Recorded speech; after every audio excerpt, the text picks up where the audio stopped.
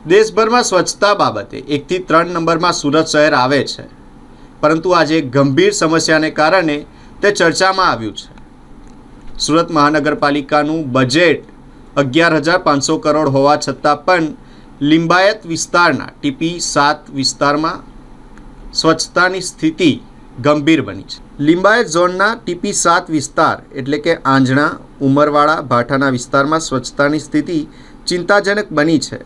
લિંબાયત ઝોનના TP7 વિસ્તારમાં આવેલી કોયલી ખાડીમાં સ્થાનિક કાપડમાંથી નીકળતું ટેક્સટાઇલ વેસ્ટ મોટા પ્રમાણમાં જમા થતું હોવાના આક્ષેપો કરવામાં આવ્યા છે. ખાડીમાં ગંદકી ભરાવાના કારણે વિસ્તારમાં મચ્છર અને જીવાતનો ભારે ઉપદ્રવ જોવા મળી રહ્યો છે. આ સ્થિતિને કારણે આશરે 50,000 જેટલા સ્થાનિક શ્રમિકોના આરોગ્ય પર ગંભીર જોખમ ઊભું થયું છે. સ્થાનિક અને સામાજિક આગેવાનો દ્વારા નવનિયુક્ત મ્યુનિસિપલ કમિશનર શ્રી નાગરાજનને સ્થળ મુલાકાત લઈ તાકીદ કાર્યવાહી કરવાની માંગ કરી છે.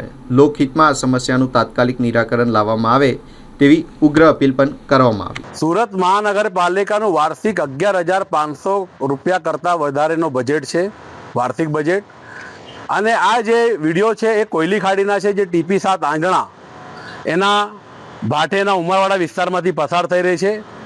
જે વડાપ્રધાન શ્રી નરેન્દ્રભાઈ મોદીએ સ્માર્ટ સિટી જે જાહેર કર્યો તે આ વિસ્તાર છે.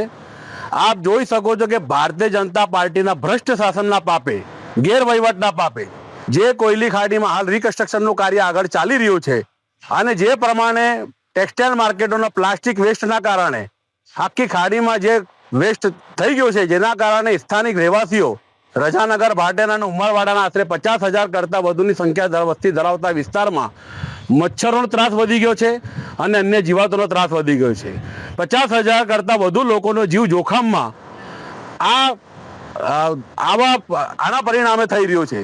હું તંત્રને અને નવનિયુક્ત મ્યુનિસિપલ કમિશનર શ્રી નાગરાજનને એક જ વિનંતી કરું છું કે આ સ્માર્ટ સિટીનો વિસ્તાર છે. સ્વચ્છ સુરતનું જે બિરુદ છે નંબર 1નું, એ છેલ્લા ઘણા વર્ષોથી સમગ્ર ભારત દેશમાં આપણે 1 થી 3માં નંબર આવે છે. ખરેખર આ જે વસ્તુ જોઈએ છે, જે વાસ્તવિકતા જોઈએ છે, એના પરથી એવું લાગે છે કે જે સુરત મહાનગરપાલિકાને સ્વચ્છતામાં ક્રમમાં 1 થી 3માં નંબર મળે છે, એ અમેરિકનની એફસ્ટીન ફાઇલ જેવું નંબર મળતું હશે.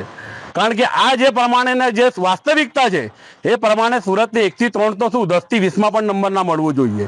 અને જે પ્રમાણે હજારો લોકોની આરોગ્ય જોખમમાં મૂકીને તંત્ર આ ખાડા કાન કરતો કે ધૂતરાષ્ટ્ર બનતું હોય, એ કોઈ પણ સંજોગોમાં સાંખી લેવાય એમ નથી. હું મ્યુનિસિપલ કમિશનર નાગરાજનજીને કહું છું કે આ વિસ્તારની એકવાર સ્થળ વિઝિટ કરો અને જે કોઈ સ્વચ્છતા બાબતમાં તમને એમ લાગે કે આ લોકોને આરોગ્ય આના કારણે જોખમમાં મૂકે છે, કડકમાં કડક કાર્યવાહી કરો. પરંતુ આ ગરીબ શ્રમિક પરિવારોના આરોગ્યને ધ્યાનમાં રાખીને તાત્કાલિક અસર ત્યાં કોયલી ખાડીનો સ્વચ્છતાની સાથે સફાઈ થાય એવી આપને હું નમ્ર અપીલ સાથે વિનંતી કરું છું.